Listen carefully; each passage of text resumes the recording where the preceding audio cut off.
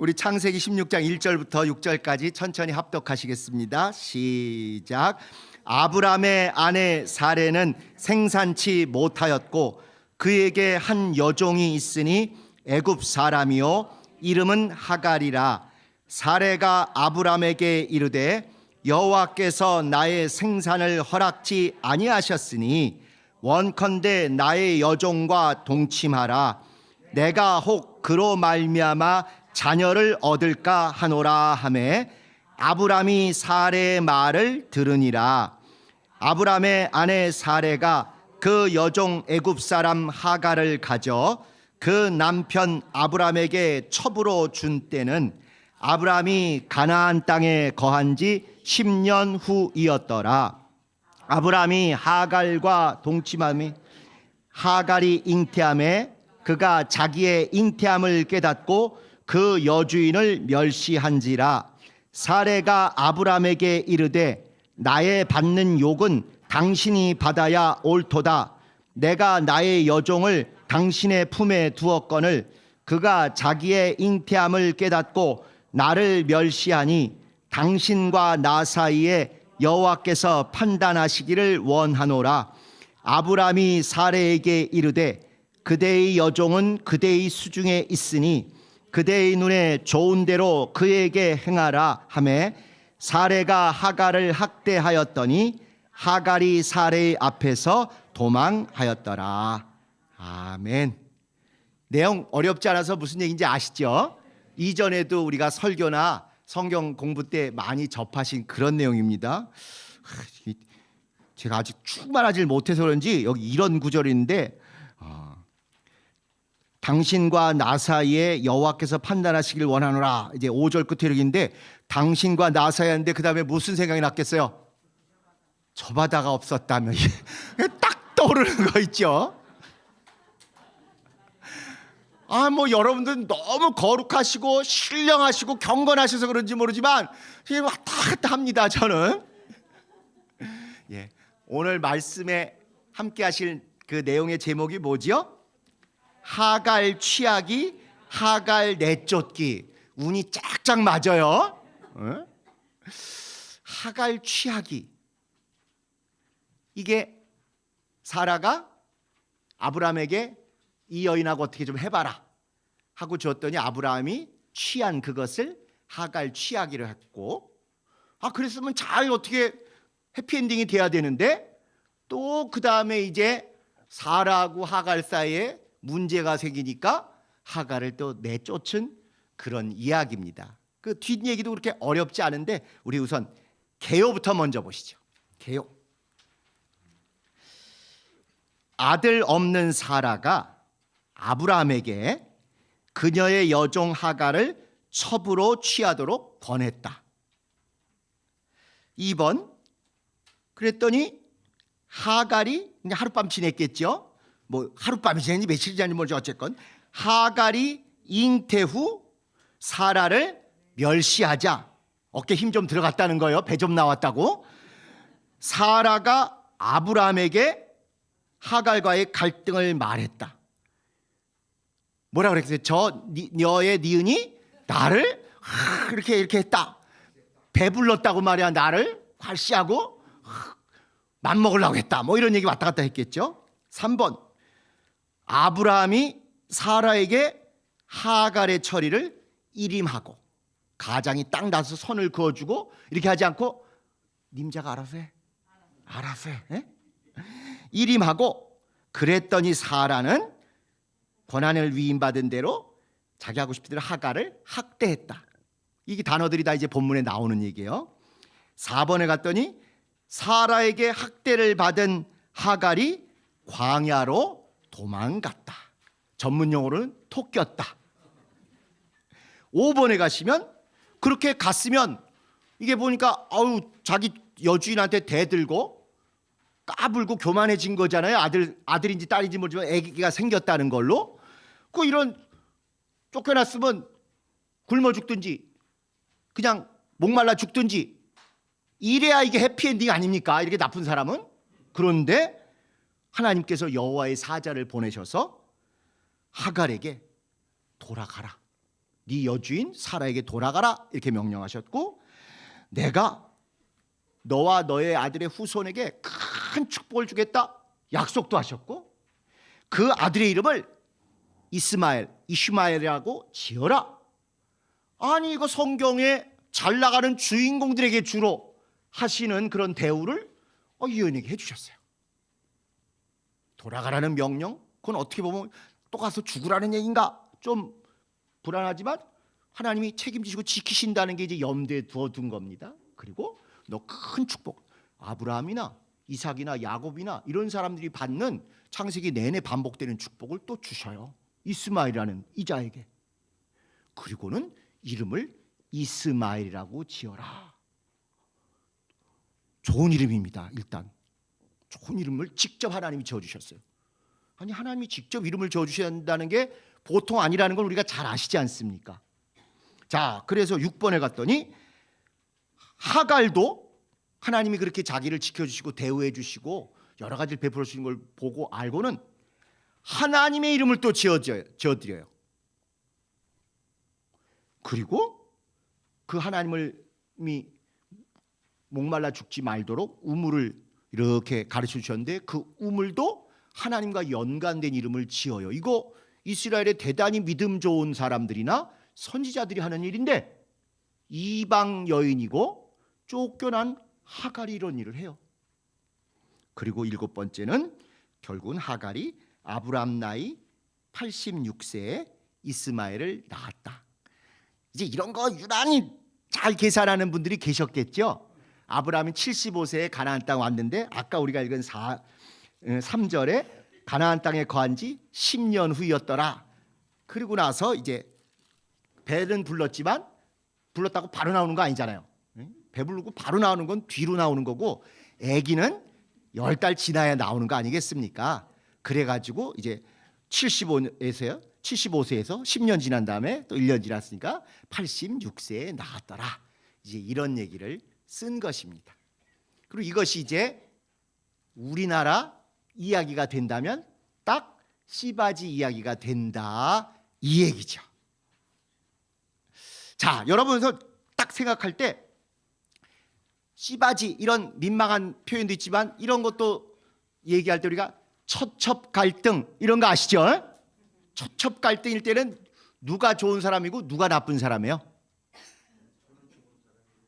무조건 우리나라에서는 처는 좋은 사람, 첩은 나쁜요 이렇게 되잖아요. 근데 실제 그럴까는 우리가 한 번도 구체적으로 생각하거나 고민해 본 적이 없어요. 여러분 한번 냉정히 이런 거 생각해 보시면 좋을 것 같아요. 우리 교인들을 영어로 뭐라고 하시는지 아시죠? 신길리안. 신길동에 있는 사람들에서 신길리안이라고 하는데 신길리안 중에 이렇게 안주인 이렇게 가진 거 있고 이런 분들만 있겠어요? 아니면 말은 안 했어도 첩으로 씨바지로 또는 옛날엔 세컨드 뭐 이렇게 했지만 지금 재취나 이렇게 들어간 분이 우리는 한 분도 안 계실까요? 드러내고 우리가 말을 안 해서 그렇지 그런 애환을 갖고 상처가 있기 때문에 오히려 하나님을 된통 만나신 그런 분들도 많이 계시. 여기 우리 왕고참 전도사님들 계시는데 아마 다니시면서 어디 가서 얘기 못할 진짜 눈물 없이는 들을 수 없는 한 맺힌 사연 가지신 교인들이 너무너무 많습니다. 그런 강남은 또 안 그러냐? 그러니까 우리 강남 교인 말고 강남의 유명한 교회들 가면요 여자 혼자 사는 그 좋은 아파트들이 꼭 있어요. 그 좋은 아파트에 여자 멋있는 젊은 여자분이 혼자 사신다 스토리가 팍 보이시죠? 안 봐도 비디오잖아요. 이게 실제로 70년대 80년대에는 우리의 참 비참한 과거사 중에 하나인 일본인이 부자고 돈이 많아서 한국에 와서 잠깐 같이 지내다가 돌아갈 때 이 여인을 세 글자로 뭐라고 불렀죠? 어떻게 경험도 없으시면서 그렇게 다 잘 아세요.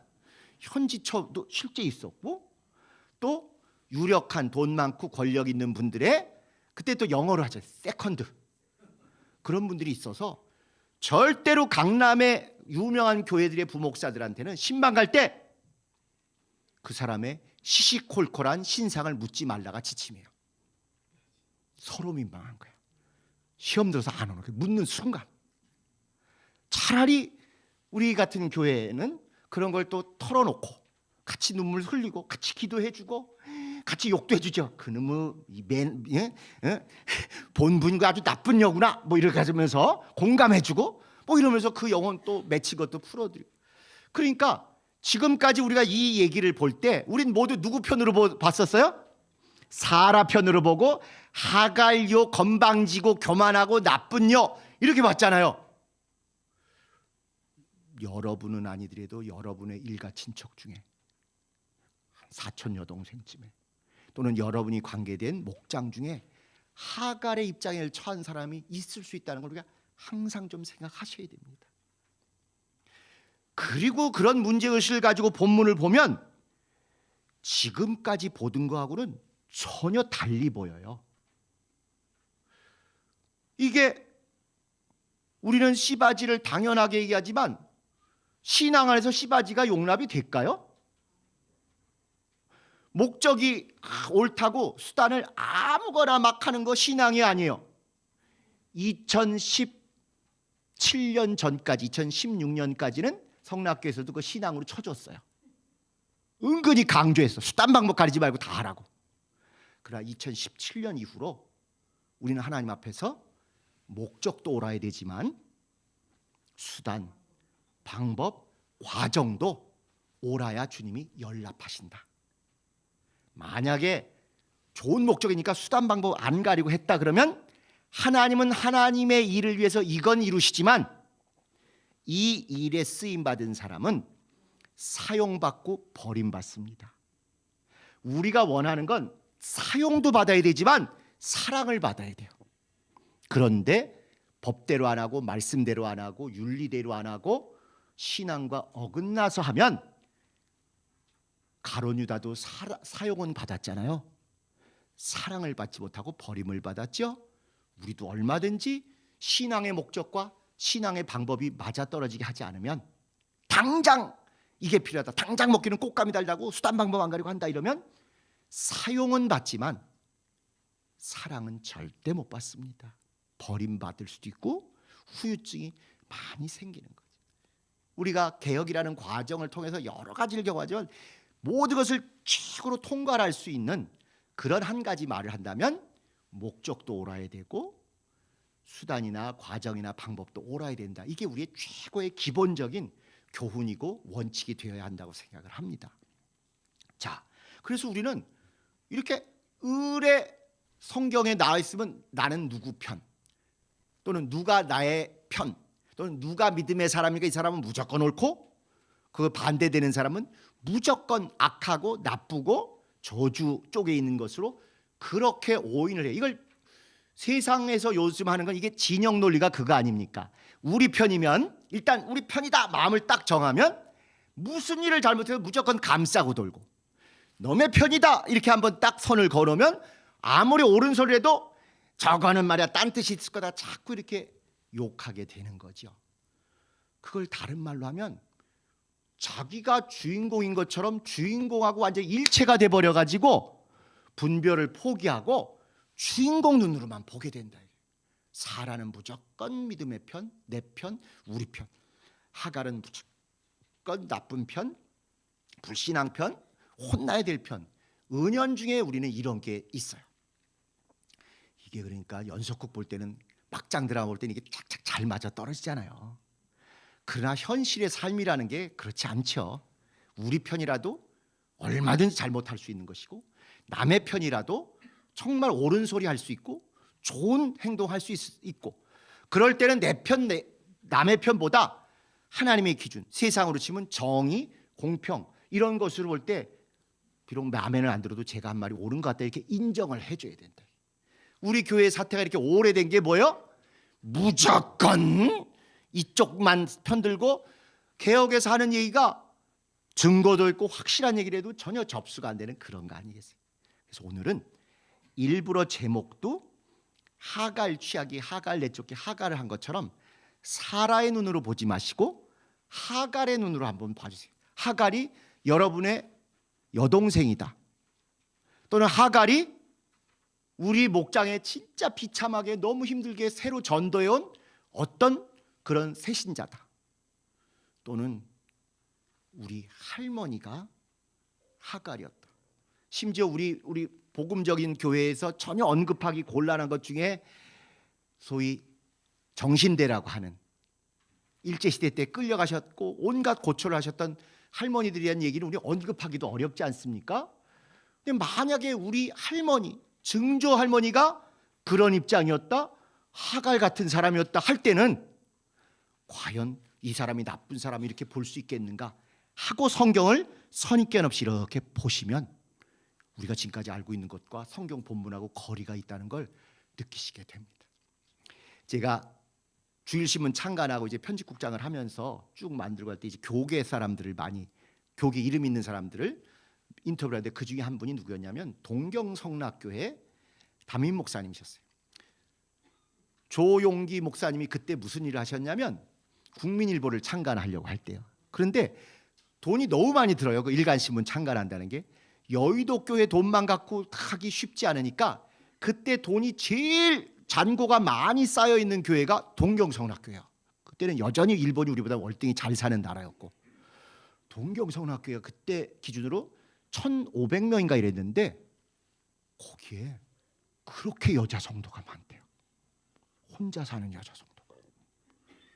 뭐냐면 다 유흥업소에, 좋게 얘기해서 유흥업소에 돈 벌러 간 그런 한국 여인들이 거기 많은데 비록 몸으로 힘든 일들을 하고 많이 시달리고 비참한 생활을 하지만 그래도 돈은 많이 벌리니까 그래서 이걸 그냥 너무 힘들고 외로운데 그래도 교회 가서 하나님의 위로를 받고 신앙생활을 하면서 그 돈들을 정말 과부의 두 랩돈이나 이런 느낌으로 헌금들을 굉장히 열심히 하셨어요. 그분들이.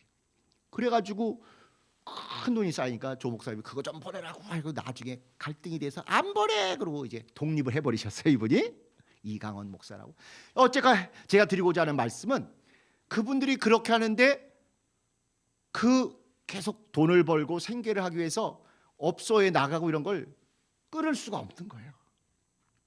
성경에는 창기에 버는 돈 가져오지 말라 이렇게 했는데 아니 목사가 헌금하세요 이렇게 하지 않아도 그분들이 은혜를 받고 그걸 막 내는데 아니 안 되겠다 이거 못 받아 가져가 이게 안 되더라는 거예요. 물론 더 좀 그분들이 신앙이 들어가고 결단이 생기면 업종을 좀 바꾸시면 어떻겠냐고 이렇게 신앙 지도는 한 사람 들어가지만 한두 명이 아니라 몇백 명이라는 거예요. 그게. 그리고 그 힘이 그 동경성락교회도 유지했을 뿐만 아니라 서울에 이 국민일보 창간에도 도움이 되고 이런 걸 보면서 야 우리가 직업이나 여건이나 이런 비참한 인생에 진짜 감추고 싶은 애환들 이런 것들 보면서 순복음교회 동경 순복음교회 제가 계속 동경 성락교회라서 죄송합니다. 동경 순복음교회 이거 아주 그냥 잠재의식 속에 교회하면 성락교회만 있다 보니 동경 순복음교회. 그래서 참 이걸 어떻게 해야 되는가 그분들의 입장에서 하나님이 이거라도 받아주셔야 내가 하나님께 그래도 연락이 됐다. 그분들에겐 이거밖에 없어요. 자기의 생활이나 자기의 현재 여건으로 보면 진짜 주님 앞에 아무리 모든 사람을 용납하신다 그래도 탐욕이 안 생기는 어쩌다 한번 사고가 아니라 매일 저녁에 그런 험한 일들을 겪으시는 분들이 주일에 그래도 살겠다고 나오는데 뭐라고 정죄하기가 쉽지가 않고 진짜 이 돈을 딴 데 쓰려 할 때도 받아줘야 그들이 구원을 체험하지 이걸 안 받으면 거부당한 걸로 생각하고 버림받았다고 생각을 한다는 거예요. 하갈의 이야기를 우리가 한번 냉정히 한번 보겠습니다. 질문 1번. 사라가 하갈을 아브라함에게 취하도록 한 것은 잘한 것인가 못한 것인가? 이럴 때 대체로 정답이 뭐였죠? 둘 다. 네. 그러면 한번 생각해 보세요. 사라가 왜 이렇게 했을까요? 하나님이 나한테 자식을 안 주셨으므로 이 여인하고 어떻게 해서 하나님이 주신다는 자식 한번 우리가 만들어 보자. 이제 이렇게 한 거잖아요. 신앙 때문에 그랬을까요? 아니면은 그 당시 풍습 때문에 그랬을까요? 아니면 하나님의 그 일을 뭔가 내 힘으로 이루어보겠다 하는 불신앙 때문에 그랬을까요? 1, 2, 3. 이게 다 있는 거라니까. 지금까지는 우리가 항상 한 가지만 정답이라고 봤었잖아요. 그런데 이게 세 가지가 다 있어요. 근데 신앙보다 사실은 풍습이 당연히 있었고, 무언가 이렇게 해서라도 내가 해봐야 되겠다 하는 인간적인 방법이 있는 걸 어떻게 하느냐? 구약을 전문적으로 연구하는 구약학자들은 이 원어가 무엇을 염두에 두고 쓴 원어인 줄 알아요. 하와가 선악과를 취하여 아담에게 주니 아담이 먹으니라. 이게 원제잖아요. 사라가 하갈을 취하여 아브라함에게 주니 아브라함이 사고 쳤더라. 아니, 비유는 아니에요. 실제로 선악과는 열매를 먹은 거고, 이거는 여인을 취한 건데, 그 취하다, 주다 이 단어가 전부 선악과, 그 범죄에 나오는 그 단어로 그 구조로 이야기를 쫙 쓴 거예요. 그러니까 선악과는 아담만 범하는 게 아니라 사실은 똑같은 패턴의 죄를 또는 악을, 실수를 얼마든지 우리들이 한다는 거예요. 그 다음에 선악과 먹고 난 다음에 바로 증상이 뭐라 그랬죠? 꼭 남 탓을 한다 그랬죠. 에? 여자가 줘서 먹었습니다 하고 여자 탓만 해도 그게 참 들떨어진 남편인데 한술 더 떠서 뭐까지 했다고요? 하나님이 만들어 주셔서 내게 붙여주신 저 여인이 주어서 먹었나이다. 그래가지고 도매로 누구까지 걸고 들어갔어요? 하나님까지 걸고 들어갔죠. 자, 그럼 여기는 그런 식으로 안 됐을까요? 하와가 뭐라 했어요? 하나님이 안 주셨잖아요. 그러니 내가 내 방식으로라도 하겠습니다 하고는 하나님이 안 주셨으므로 내 방식으로 이 여인 줄 테니까 당신이 이 여인하고 해서 애를 낳으십시오. 그렇게 하는 거예요. 어제나 오늘이나 동일해요. 이렇게. 이 시대, 조선시대건 한 20, 30년 전이건 애가 안 태어나면 그 집안에서 누구 탓을 해요? 항상 여자 탓을 하죠. 성녀라고. 여기도 다 그런 식이에요. 그러나 지금 이제 깨어서 그래도 젊은이들은 그런 일이 있을 때 부부가 같이 노력해서 해결해야 될 일이지 무슨 여자 탓이다 이렇게 하지는 않지 않습니까? 심지어 여자에게 조금 문제가 있어도 남자도 같이 그것에 책임을 지고 하는 정말 좋은 시절로 좀 달라졌어요. 그러나 이때는 시대가 가부장 시대이다 보니까 아무리 과학적으로 의학적으로 남자가 문제가 있어도 잘못되면 항상 여자 탓을 하고 그 여자 탓에 더 뒤에는 누구 탓을 하는 거예요? 하나님 탓을 하는 거예요. 왜? 창세기 내내 하나님은 태를 열고 닫으시는 하나님이시거든요. 창세기 1장부터 생육하고 번성하라 이랬고 나중에 야곱이나 이런 사람들에게도 꼭 태를 열고 닫으시는 하나님 얘기가 꼭 나와요. 전능하신 하나님이 주인공이 아니에요. 창세기는 태를 열고 닫으시는 다산의 하나님이에요. 그런데 하나님이 안 주셨으므로 하나님한테 원망을 돌리는 거예요. 그리고 또 인간적인 방법으로 우리가 이렇게 하자 하고 원죄와 똑같은 일을 하는 것입니다. 자, 두 번째 보시면은 이 당시 애가 못 태어나면 그 첩이라도 드리고 씨바지라도 드려서 애를 낳게 하는 거 풍습이에요. 용납되는 일이에요. 그러니까 사람으로 생각할 때 인간적으로 할 때 이거라도 해서 그 하나님이 원하시는 거 이루어드리는 것도 괜찮겠다. 자연스러운 생각을 한 거예요. 자, 그러면 나중에 아이가 태어나면 이 아이는 하갈 아이입니까? 사라 아이입니까? 그러면 하갈 아이입니까? 아브라함의 아이입니까? 이건 아브라함의 아이 맞죠? 하갈 아이입니까? 사라 아이입니까? 사라 아이 맞아요. 씨바지라는 게 뭐예요? 애만 취하고 이 여인은 내쫓든지 돈 줘서 입마금 하든지 몹쓸 사람은 아예 이렇게 하는 게 아니 조선시대 안 사셔서 모르시나?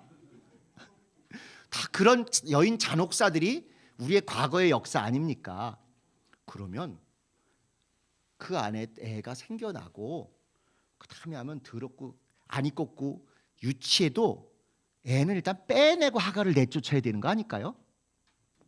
근데 기분 나쁘다고 하갈과 함께 하갈 뱃속에 있는 애를 같이 내쫓잖아요. 사라가. 승질 난 거예요. 못 견디겠는 거예요. 냉정히 생각하면 그래, 내가 조금만 참자. 저 안에 내용물만 빼면 저 껍데기는 버리마. 이래야 이게 얘기가 되는데, 우리 막장 드라마도 그 정도는 하거든요. 사라가 이전에 얼마나 큰 고통 겪은 거 아시잖아요. 아브라함 때문에 그냥 바로에게 이렇게 잡혀가기도 하고 이런 거 있었잖아요. 사라도 굉장히 냉정하고 이제는 진짜 생사를 넘나들어 봤기 때문에 냉철히 이렇게 할 것 같은데도 화가 나니까 이렇게 내보냅니다. 그래서 두 번째 보시면 하갈이 잉태한 후에 사라를 멸시한 것은 잘한 것인가 못한 것인가? 이거야 뭐 설마 이걸 잘했다고 할까? 잘한 걸까요? 못한 걸까요? 당연히 못한 거지요. 그런데 번역은 뭐라고 돼 있냐면 멸시 아니라, 이거 나쁜 년에 딱 감이 오게 그렇게 번역을 했어요. 근데 이 원어는 그런 정도로 센 단어는 아니에요. 아이고 애도 못 낳는 것이 내 배바 부럽지, 이렇게 까불고 멸시하고 이런 게 아니에요. 이 원어는 하갈의 눈에 사라가 가벼워 보였다, 이런 뜻이에요. 그러니까 그래서 여기를 뭐라고 하냐면 그때는 사라라고도 안 부르고 여주인 이렇게 부르는 거예요. 내가 애가 생겼으니까 나는 실제로도 몸무게가 좀 늘어났죠. 하갈은 사라는 배가 안 나왔죠. 그러니까 실제로도 가볍고 나는 애를 잃게 했으니까 내 위치는 좀 올라가고 저 사람은 좀 가벼워진 것 같다, 그런 얘기를 하는 거거든요.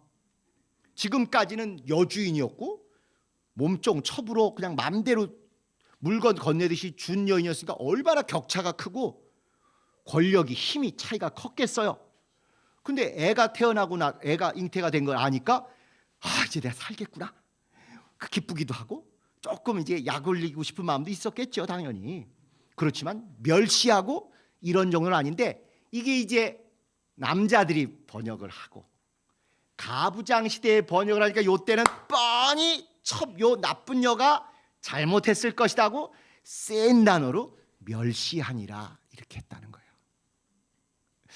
그래서 이게 우리는 항상 사라 중심으로, 주인공 중심으로만 봐서 나쁜 사람 아주 찍어놓고 보는데, 실제 선입견 없이 이렇게 보면 내가 입장 바꿔서 우리 가족 중에 나 아는 사람 중에 사라 쪽 사람 있었으면 얼마나 서름을 당했을까. 사실 하갈이 한두 번 건방 떨고 눈꼴 시계도 했겠지만 사라한테 또 얼마나 그 이후에도 시달리지 않았을까? 성경에는 안 나있지만 우리 일상을 본다면 얼마나 애 가졌다고 까불기만 해 가만 안 둬? 뭐 온갖 수모를 조선시대나 한 30-40년 전에 이렇게 당한 일들이 있습니다. 그러니까 무조건 나쁜 사람, 무조건 우리 편, 이렇게 볼 일만은 아니라는 말씀을 지금 드리는 것입니다. 자, 그래서 멸시라기보다는 가볍게 여겼다. 눈에 전에처럼 이따만큼 무시무시하고 막 두려워하고 이 정도는 아니고 좀 가벼워지게 보였다, 이제 그런 얘기예요. 자, 3번. 아브라함이 하갈의 처분을 사라에게 일임한 것은 잘한 것인가 못한 것인가? 열받은 사람 화 풀어주라고. 지금까지 아브라함이 어떻게 했습니까? 사라한테 내가 어쩔 수 없어서 우리 나라도 살아야 되니까 너 바로한테 이렇게 들어가서 수모를 견뎌라, 의논하고 했어요, 일방적으로 했어요? 이삭을 바칠 때 여보 이게 말이야 하나님 이런 것 같은데 바치고 어떻게 그 다음을 우리 보고 합심기도 하고 기다려볼까 이랬어요? 이런 방구 안 하고 혼자 사고 다쳤잖아요. 어느 집 남편이 몰래 가서 누구 보증서 주고 누구 돈 꺼주고 하는 거나 똑같이 맘대로 하잖아요. 이 가부장제 사회의 남자들은. 지금까지 그렇게 지 멋대로 탄 이 아브라함이 갑자기 착해졌을까요? 여러분 이야기를 한번 보세요. 여러분 남편 이야기나. 왜 이랬을까요? 덤태기 쓰기 싫어서. 책임지기 싫어서. 당신이 알아서 해. 곤란하니까. 그리고 겉으로는 사라를 존중해주고 위해주는 척하지만 결국은 슬그머니 이렇게 떠넘기는 거예요. 핑계를 역시 또 하나님 쪽으로 그 넘어서 돌리려고 저는 안 했습니다. 그러고 나서 아브라함이 이 뒤에는 눈치 보고 침묵하고 말을 잘 안 해요. 그 전까지는 모든 걸 주도해서 하던 사람이. 그러니까 이게 믿음의 눈으로 이렇게 보기 시작하면 실제로 또 믿음의 눈이라는 게 그냥 막연히 구름이가 아니라 우리 일상에서 우리 주변에서 얼마든지 볼 수 있는 목장 식구들, 새신자들, 가장 불쌍하고 처참한 사람들의 사례를 이렇게 보면 이게 진짜 우리에게로 보인다. 이게 곤란하니까 당신이 알아서 해. 그리고 다 넘긴다. 이 원죄의 속성이 그대로 여전히 사람들만 이렇게 드러나는 것입니다. 자, 그 다음에 4번 사라가 하갈을 학대한 것. 하갈이 도망한 것은 잘한 것인가 못한 것인가?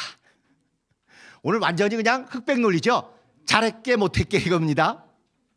자, 먼저 사라가 하갈을 이제 네 맘대로 하라고 남편한테 위임을 받고 나니까 기다렸다는 듯이 내쫓았어요.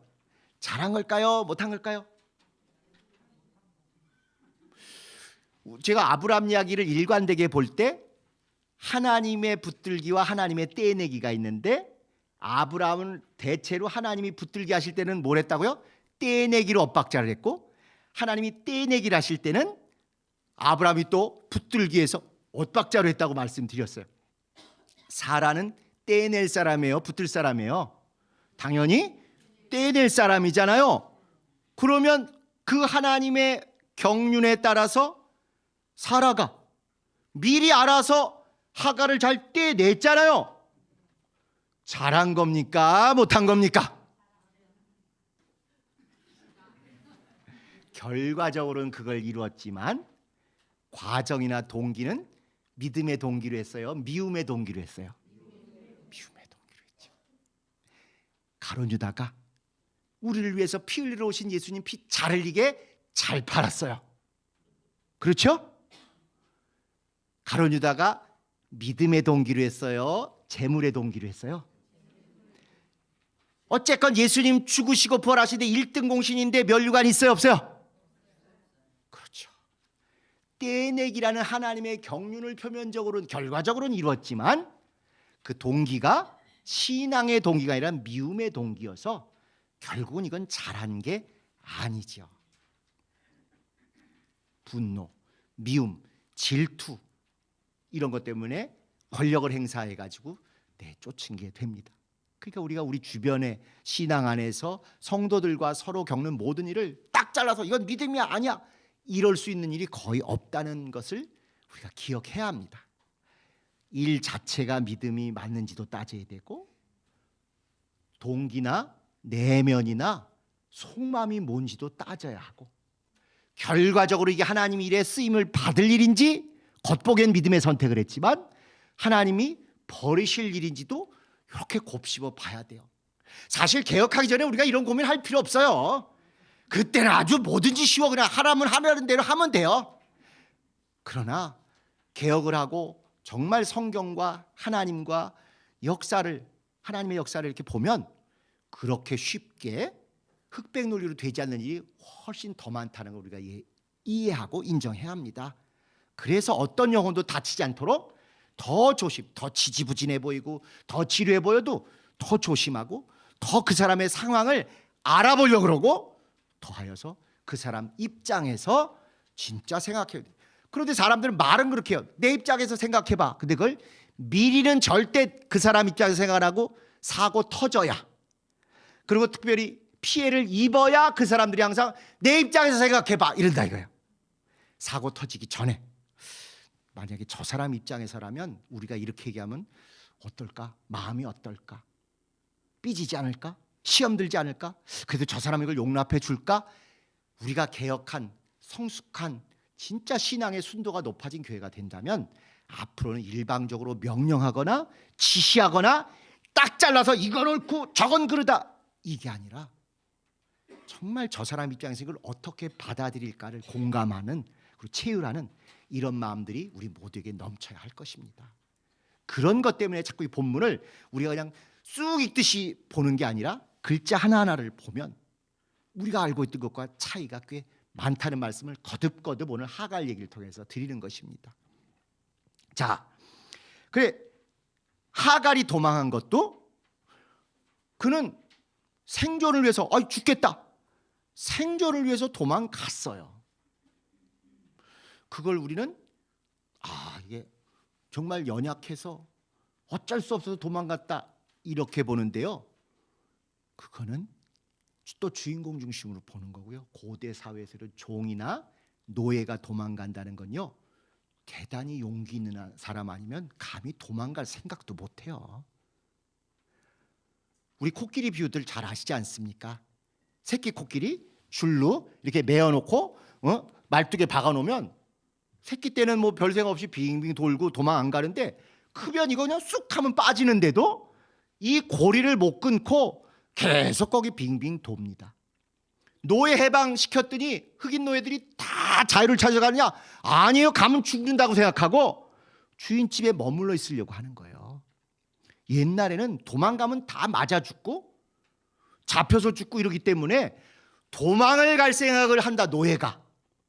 이거는요, 대단히 용기가 나름 있는 노예고 종들입니다. 그래서 로마 시대에 그 유명한 스파르타커스라는 노예 반란이 있는데, 그게 인류 역사상 굉장히 중요한 의미를 갖는, 그 세계를 지배했던 로마 제국 밑에서 더 이상 우리가 이렇게 짐승만도 못하게 버러지만도 못하게 살 수 없다 하고 노예들이 봉기를 하고 반란을 일으켜서 막 정규군하고 싸우기까지 했어요. 그러니까 우린 지금까지 이 나쁜 도망갔다 말이야, 학대하니까 도망갔다, 그걸 참고 견뎌야지, 왜 도망갔어 이러는데, 하갈은요 의외로 용기도 있고요, 여러 가지 인간적인 장점이 있는 사람이에요. 그러니까 아까 요약 때 보면 하갈이 하나님의 이름도 지어드려요. 성경에는 아주 믿음 좋고 유명한 남자 주인공들이 주로 하나님의 이름을 짓잖아요. 엘베델, 베델의 하나님, 뭐 이렇게. 또 여호와 샬롬, 기드온이 평강의 하나님, 이렇게 이름 짓는데 여기는 여자고, 게다가 이방 여자고 종이고 지금 목숨 살겠다고 도망간 여자인데 하나님의 이름을 지키기까지 할 정도로 보통 여인이 아닌 거예요. 그냥 씨바지만 했다 이렇게 예굽 여인, 뭐 율법의 종의 영, 이렇게만 볼 일이 아닌 거예요. 이걸 우리의 귀로 보고 실제 우리가 숨쉬고 사는 현실에서 이런 사람들 있습니다. 여러분, 동남아시아에서 어쨌건 여러 가지 사정으로 팔려오다시피 결혼했지만 그 못된, 한국의 못된 남편 만나가지고 학대받고 막 고생한 여자들 아시잖아요. 주변에서 전도해보면 또 그런 사람들 있고, 그런데 그 억울한 걸 참고 있는 사람도 있지만 딱 선언하고 저항하려는 사람도 있고, 그걸 순종해. 여러분 동생이나 딸이면 순종하라고 그렇게 하겠어요? 야, 내가 도와줄 테니까 나와, 내가 변호사 붙여줄게, 이러지 않겠습니까? 너무너무 학대가 심하고 이럴 때는. 그래서 사라라는 사람을 우리가 지금까지 표면적으로 봤던 것처럼 종의 영, 그냥 이스마엘 하나 낳고 끝나는 여자가 절대 아니라는 거예요. 자, 또 그 다음을 한번 보실까요? 여호와의 사자가 이방 여종을 만나서 한 일들은 어떻게 보아야 하는가?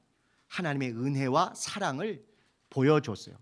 택함받은 이스라엘에게만 우린 주는 줄 알았는데, 택함받은 약속 안이 아니라 약속 바깥에 있는 이 하갈에 대해서까지도 축복을 약속하고 보호를 약속하고 충분히 이렇게 은혜를 베풀어 줍니다.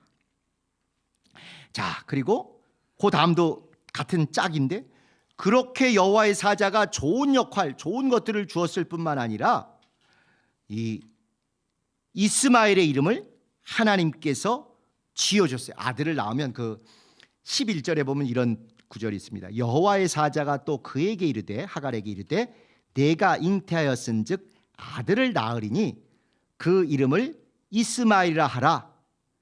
이는 여호와께서 내 고통을 들으셨음이라. 여기 이스마엘이라 하라 이렇게 나와요. 이스마엘이란 말은 하나님께서 그의 소리를, 기도가 됐건 애통하는 소리 같은 소리를 들으실 것이다. 이고 이 이름하고 단어뜻이 똑같은 게 바로 사무엘입니다. 사무엘. 스무엘이나 이스마엘, 요게 시옷, 미음, 리을이 들어간 건 다 똑같은 듣다라는 소리예요. 샤마는. 그래서 사무엘도 하나님이 들으셨다는 소리고 이스마엘도 하나님이 들으셨다는 얘기예요. 아니 이방에 종의 영에 도망가는, 주인을 버리고 도망가고 믿음의 가정을 떠나는 이런 사람을 하나님이 들으신다는 거예요. 그렇기 때문에 우리가 우리 주변에 있는 교회 안 다니고 믿지 않는 사람에 대해서 하나님이 어떻게 그를 지금 긍휼히 여기시고 어떻게 구원의 길을 예배하신지를 모르니까 과거처럼 저 귀신 들었어. 저거는 완전히 걸어다니는 살아있는 귀신이야, 생귀. 이런 식으로 사람들을 모독하고 진짜 우리만 잘나고 그런 모습, 이런 식의 것은 진짜 성경과 거리가 너무 먼 태도였던 거예요. 이렇게 이방 여인이고 도망가기까지 하는 이 여인에 대해서도 하나님은 여호와의 사자가 아무나 만나줍니까? 우리가 여러 구절 아시다시피 중요하니까 나오는 거거든요. 여호와의 사자까지 급파하셔가지고 이렇게 만나주고 하늘의 별같이 모래 땅같이 그 약속을 10절에 해요. 내가 네 자손으로 크게 번성하여 그 수가 많아 셀 수 없게 하리라. 이삭이나 아브라함에게 준 약속 똑같이 주고 이름도 직접 지어주시고 그 다음에 약간 이제 축복 겸 문제 겸 하는 거 12절에는 들나귀같이 아주 씩씩하고 용맹하고 모든 사람과 싸우겠다, 치겠다. 모든 사람이 또 그를 상대해서 싸우게 될 것이고 그는 동방 쪽에서 거하게 될 것이고, 어쨌건 이런 약속과 보호와 여러 가지 은혜를 베푸시는 거예요. 말만 우리가 사랑의 하나님이 아니라 실제로 우린 이미 예수 안에 들어와 있어서 복도 알고 사랑도 알고 생명도 아는 반면에 그걸 잘 모르는, 그리고 비참하고 처참하게 사는 그런 이웃들에 대해서 우리보다 하나님이 더 관심을 기울이시고 때로는 우리보다 더 특별 대우를 해주실 때가 있다는 거예요. 그래서 여러분이 가끔 부르셨던 복음성가 중에 하나님의 마음이 있는 곳에 내 마음이 있고 하나님의 눈이 있는 곳에 나도 보고, 뭐 이런 복음성가가 있지 않습니까?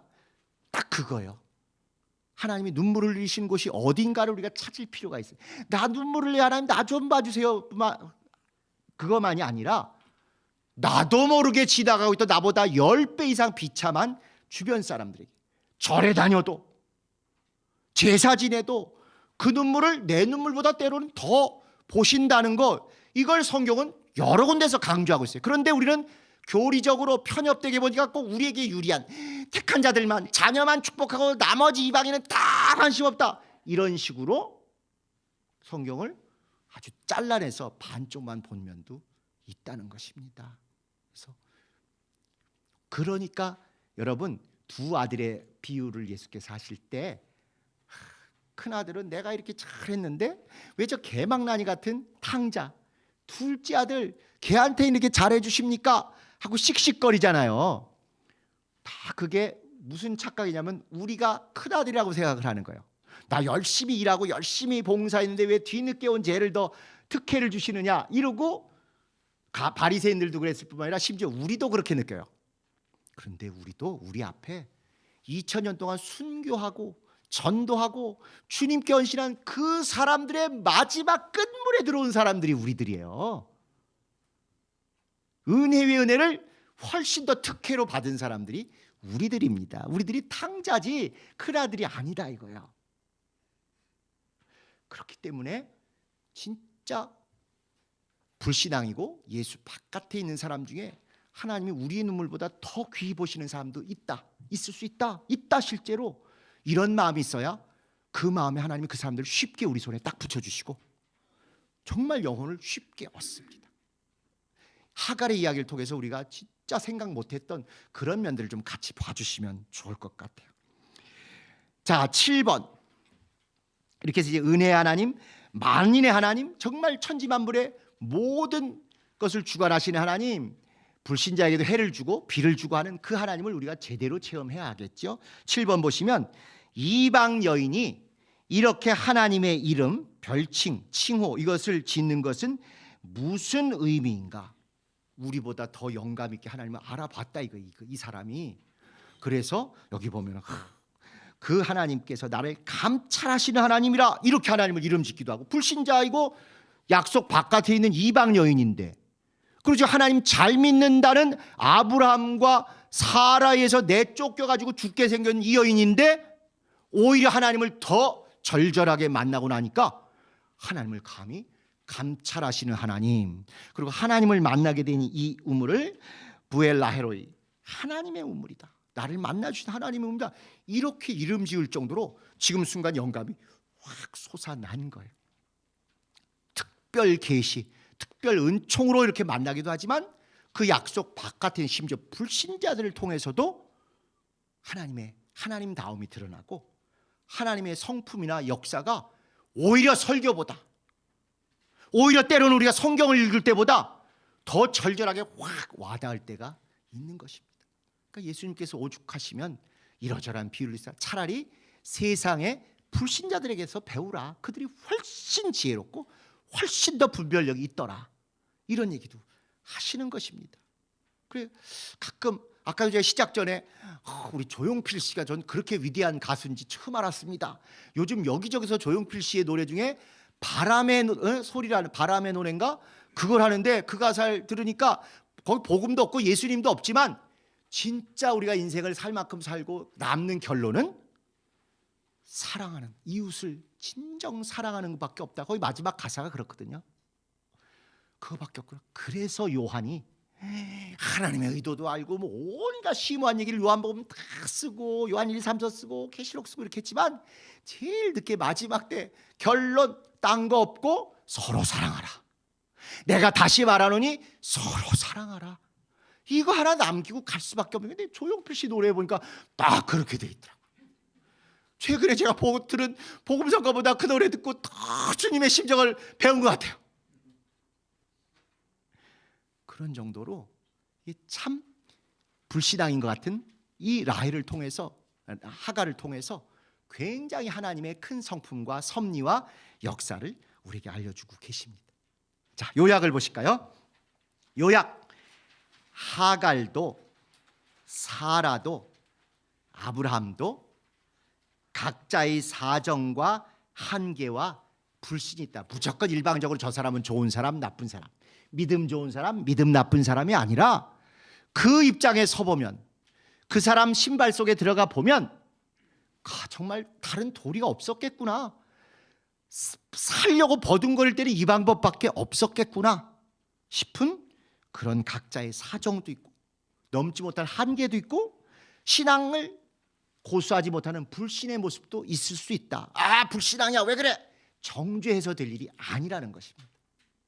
또 반면에 좋은 쪽으로 보면 하갈도 사라도 아브라함도 각자의 주님으로 받는 긍휼도 있고 또 은혜도 있고 축복도 있더라. 옆집 그 옆편네는 진짜 개망나니 같아 그렇게 돈이 넘쳐나는 분도 주변에 계실 것입니다. 교회 안 다니는데 우리보다 더 복 받는 것 같아서 속이 뒤집어지는 분이 동네에 몇 분씩은 꼭 계시더라고요. 다 하나님의 광대무변하심 안에서 그럴 만한 요소, 그럴 만한 하나님의 은혜와 긍휼과 축복이 또 있어요. 그분들에게. 그걸 우리가 시샘하거나 그걸 가지고 비교할 일이 아닙니다. 그럼 그들은 절대 못 가졌는데 우린 가진 게 뭐냐? 임마누엘, 함께 하셔서 실패하고 낭망한다 할지라도 그건 하나님과 함께 했던 거예요. 그런데 대박이 터져서도 하나님과 무관하게, 하나님 없을 때 혼자 이룬 거면 의미가 없게 되는 것입니다. 불신자와 신자, 외형이나 현상만 보고 비교할 게 아니라 좋은 쪽이 됐건 나쁜 쪽이 됐건 지금 하나님 감시 안에서 하나님과 대화 가운데 하나님의 손에 붙잡혀서 했으면 결과가 유리하건 불리하건 선이고 은혜고 영광입니다. 그렇지 않으면 차라리 하나님 큰일 났습니다. 막 이럴 정도로 우리 놀래야 돼요. 그러니까 베드로가 그물을 확 던져서 고기가 왕창 잡혀고 그물이 찢어질 정도 되니까 주님 대박 났어요. 와, 우리 이쪽으로 사업자 등록 내고 갑시다. 이래야 이게 복받은 성도의 모습일 것 같은데 주님 저를 떠나소서. 저는 죄인으로소이다. 이게 무슨 얘기입니까? 이게 겉의 현상이 잘 나왔다고 복이 아니라 주님의 영광 앞에서 이런 현상을 벌어지는 거 보니까 이제 난 죽었구나. 난 죄인이라 주님 앞에서 이제는 찍소리 못하고 죽었구나. 이런 두려움의 신앙의 원리를 베드로가 그때 느낀 것이거든요. 자, 이방인이고 이렇게 여주인에게 대들고 도망간 이 여인이 여호와의 사자를 보면 죽어야 돼요, 살아야 돼요? 죽어야 됩니다. 성경 내내 여호와의 사자 본 사람이 죽을까 봐 조마조마하죠. 특히 기드온 같은 사람은 어쩔 줄을 몰라 했어요. 삼손 집안도 그렇고.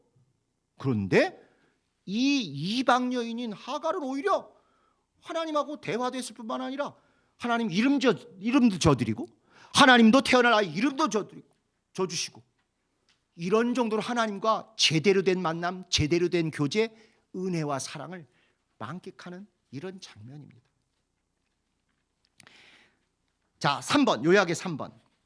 하갈. 그러면 이 하갈을 실제 있었던 사람의 이야기이기도 하겠지만 아까부터 제가 강조하는 게 만약 내 가족 중에 우리 할머니가 그 험악하던 시절에 혹시 이런 고통을 겪고 그래도 살고 그래도 우리를 낳고 우리를 이렇게 길러주셨고 그 할머니의 처절한 기도 덕분에 우리가 교회를 가게 됐다. 그 할머니보다 위대한 할머니가 어디 있으시겠어요? 이걸 우리 얘기로 보는데 실제로 하갈의 이야기는 애굽에서 학대받던 이스라엘 사람들, 하나님 우리 죽게 생겼어요. 하나님께 막 짹짹짹거리니까 하나님께서 돌아보시고 출애굽시켜 주셨잖아요. 이스라엘 사람들은 여기서 사라가 자기의 모습이다라고 볼 일이 아니라 하갈이 자기의 모습이라고 봤어야 됩니다. 자기네들은 무조건 택한 백성, 무조건 잘난 사람, 무조건 대단한 사람 이렇게만 뻐기고 왔는데 그들이 나중에 어떻게 해서 창세기에 애굽에서 학대를 받아가지고 거의 죽게 될 정도로 다 도저히 못 살겠다고, 심지어 하갈 애 뺏기듯이 이들은 애들을 다 죽여버리는 고통도 겪었지 않습니까? 그런 자들이 여기서 잘 나가는 사라, 권력 있고 막 압도하는, 멸시하고 학대하는 이런 사라가 자기의 조상이다 이렇게만 볼 일이 아니라 우리 조상들이 애굽에서 이거 못지않은 더 큰 고통과 처절한 참혹함을 겪고 나왔는데 그때 하나님이 불쌍히 여기셔서 광야에서 물도 주셨고 이랬다. 하갈의 이야기가 정말 우리의 이야기구나 이렇게 보셔야 되는 거예요. 또 서구에서 학대받던 흑인들, 미국 대단한 나라 같지만 이렇게 정신 차리기 전에는 자기들만 하나님의 택함받고 축복받은 민족이라고 생각을 하고 창세기 8장에 나오는 노아의 함과 가나안이 종된다는 그 저주를, 예언이 아니고 저주인데 그것을 신약시대까지 유효하다고 억지를 부려가지고 흑인 노예들을 학대했어요. 오히려 우리가 흑인 노예를 쓰는 게 하나님 뜻을 이루는 거다, 창세기 8장을 순종하는 거다는 억지로 그걸 그렇게 얘기해 준 사람은 당연히 신학자들이 이렇게 궤변을 떨었죠. 목회자들도 또 매 설교를 그렇게 하고, 그러니까 흑인에게는 잘해주면 안 된다 이런 식으로. 그러니 즉결 처분 죽이고 여자 흑인들을 어떻게 짓밟고 또 그 딸들 아들들 얼마나 학대한 거 참혹합니다. 그런 흑인들이 성경을 볼 때 자기들을 은혜 받고 예수 믿지만 자기들을 사라하고 동일시하겠어요? 하갈하고 동일시했겠어요? 거기서 사라는 옳고 하갈은 나쁜 사람입니다. 그냥 생각 없이 듣는 설교를 듣는 사람들은 그러려니 하지만 그 처참한 상황을 직접 겪은 흑인 여자 노예들이나 또는 자기 조상 중에 그런 삶을 다른 나라에 살다가 도망와가지고 이렇게 왔다 하다못해 우리 조상 중에 일본 가서 그런 분들도 계실 터인데 그런 분들의 입장에서는 과연 이 흑백 논리로 누구는 옳고 누구는 그르고 누구만 하나님 편애하고 누구는 버리시고 이런 게 아니다 이거예요. 하나님이 불신자라도 끝까지 책임지려고 하는 이 모습을 여기뿐만 아니라 뒤에 한 번 더 나옵니다. 거기까지 보면서 얼마나 하나님이 은혜 안에 들어온 약속 안에 특별 관계를 맺은 우리 기독교인도 축복하시고 책임지시지만 불신자들에게까지 얼마나 사랑이 많으시고 우리보다 더 끝까지 책임지시려고 하는지를 우리가 성경을 통해서 확인할 필요가 있습니다. 아브라함은 여기서 비겁하게 다 이렇게 곤란한 거 책임 떠넘기고 관여 안 하려고 손 안 묻히려고 이렇게 하고요. 나중에 또 하갈 진짜 쫓을 때는요. 물 한 통, 양 한 마리. 아브라함 엄청 부자인 거 아시죠? 그런데도 그거 내보낼 때 애는 지혜인데도 그거를 같이 내보내는 거예요. 이제 또 태어났다고. 그리고는 진짜 한 일주일 먹고 살 것만 딱 내보내고 맙니다. 사실 아브라함만 비난할 게 우리도 뒷간 갈 때 마음하고 올 때 마음하고 얼마나 하늘과 땅인지 우리 스스로 우리를 잘 알잖아요. 개혁한다 우리가 이렇게 열심히 하다가 조금 안정되면 우리도 옛날 습관으로 돌아갈 가능성이 몇 프로? 99%. 그래서 계속 성경으로 이렇게 비춰보지 않으면, 그것도 옛날 보던 식으로 일관되게 하면 발전이 없는 거예요. 입장을 바꿔서 내가 그 입장이었으면 이렇게 보셔야 합니다. 그런데 이걸 아무리 봐도 현재 우리는 우리 주변에서 우리가 또 외국인 노동자들을 얼마나 학대하는 얘기가 많이 들립니까? 돈 떼어먹는 건 말할 것도 없거니와 처음 와서부터 욕부터 시작한다잖아요. 때리고 욕하고 심지어 또 여자들에서 몹쓸 짓을 하고 여권 뺏고 있어서 윽박지르죠. 너 불법 체류자, 고용기간 지난데 내가 너 고발하면 너 받았던 돈도 다 뺏기고 알지? 그래가지고 돈 안 주고 그렇게 학대하는, 이게 얼마나 또 가끔 뉴스에 나오고, 여러분이 예를 들면 안산을 담당하시는 목회자들의 경우에는 널려 있는 분들이 그런 분들이에요. 그나마 교회가 그런 분들을 품어주고 억울하지 않게 이렇게 해줘야 되는데, 교회 중에도 이렇게 데모를 열심히 하는 데들은 오히려 그런 분들에 대해서 마음을 써주는데, 복음적이고 예수만이 진리하는 데서 오히려 그게 사회적으로 이렇게 데모하는 건 아닌가, 노동운동 아닌가, 이런 것 때문에 선뜻 그 사람을 돕기가 쉽지 않아져요. 전도를 해서 우리 목장 식구가 됐으면 어쨌건 이 사람이 은혜 안에서 사람답게 살도록 우리가 최선을 다해 주려면 또 그 사람 대신해서 노동청 가서 싸워도 주고, 내가 무슨 좌빨이라 이래서가 아니라 불쌍한 우리 그 목장 식구 때문에 그 일을 해야 되는 게 기독교인의 당연한 의무고 당연한 책무예요. 하나님이 하갈에 대해서 하시는 걸 보면 우리가 뭘 어떻게까지 해야 되는지가 너무나 분명히 나온다는 거죠. 그래서 외국인 노동자들이 다른 나라 가서 서름 벗고 핍박받고 정말 비인간적인 대접을 당하는 게 세계화되면서 노동자들이 계속 해외를 다닐 때 끊임없이 있는 일이고, 앞으로 우리 교회는 그래서 어쩔 수 없이 여기 또 중국인들도 있고 또 외국에서 온 사람들인데 이분들에 대한 선교를 이 안에서 꼭 해야 합니다. 우리가 아니면 그분들은 학대만 당하고 기댈 데가 없어요. 그래도 규모가 되는 우리 교회 같은 데들이 그런 분들을 위해서 복음적이면서 그런 데까지 나서야 되는데, 복음보다는 운동 뭐 이런 걸 열심히 하는 교회들만 너무 일방적으로 그걸 하니까 이게 기독교는 전체가 다 그럴 수 있는 신앙인데도 불구하고 복음적이고 뜨겁고 성령 충만한 데들이 오히려 더 그걸 잘할 수 있거든요. 그래서 안정되면 우리가 꼭 이거를 해서 그쪽도 선교를 위해서 정말 외국인 노동자들이 참된 교회를 만났다, 이런 고백을 여기서도 하고 모국에 돌아가서도 하고 이런 날이 와야 되지 않겠습니까? 마무리, 저장. 하나님의 때와 방법보다 인간적인 수단이 앞서면 하나님 일은 안 된다는 아니에요. 그런데 갈등이 그 과정에 생기고 왜곡이 생기고 지연이 생긴다. 길어도 한 달이면 들어갈 가나안 땅을 이렇게 인간적으로 겁먹고 뭐 안 된다 했더니 40년을 뺑뺑 돌다가 결국은 또 들어가잖아요.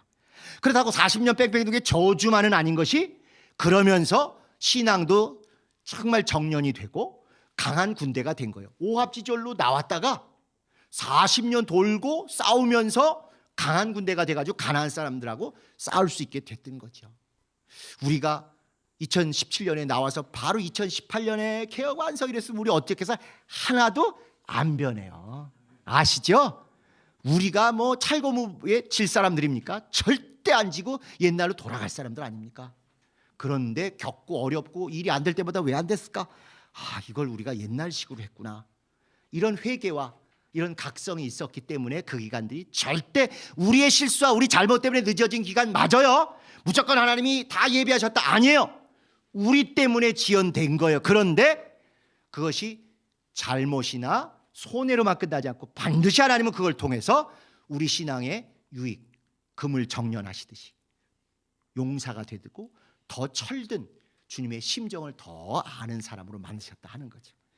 2번, 은혜 안에 거하지 못하면, 그래서 계속 은혜 안에 거하지 못하면 아담과 하와는 말할 것도 없고 이 아브라함, 사라 이것처럼 내 탓 대신 남 탓하고 여기서 그치지 않고 어디까지 나가요? 하나님 탓까지 반드시 나간다. 그래서 계속 은혜를 받아야 돼요.